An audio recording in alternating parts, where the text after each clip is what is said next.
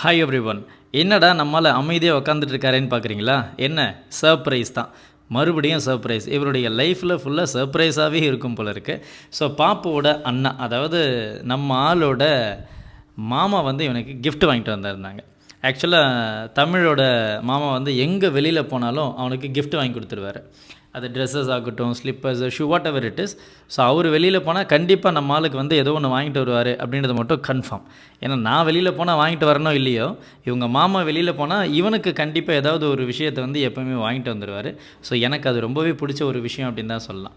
So அதுக்கப்புறம் வந்து பார்த்திங்கன்னா, தம்பி வந்து இந்த கார்ஸை பார்த்ததும் பயங்கர எக்ஸைட்டட்.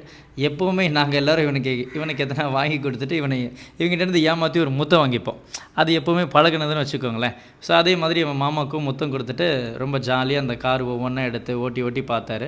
ஸோ காருடைய குவாலிட்டியும் நல்லா இருந்தது. கிட்டத்தட்ட 48 காருன்னு நினைக்கிறேன் கார்ஸ். ஸோ ரொம்பவே நல்லா இருந்தது. குவாலிட்டியும் குட்டு தான். ஸோ இவனுக்கு இந்த சைஸ் தான் கரெக்டாக இருக்கும். பெருசு கொடுத்து அடித்து நொறுக்கிடுவான். பாருங்கள் எவ்வளோ சந்தோஷமாக இருக்குது. அதுக்கப்புறம் அந்த கார் எல்லாம் வாரி வள்ளி போட்டுக்கிட்டான். ஸோ உங்களோட மாமா இந்த மாதிரி கிஃப்ட் எதுனா பண்ணியிருந்தாங்கன்னா கமெண்ட் செக்ஷனில் சொல்லிவிடுங்க.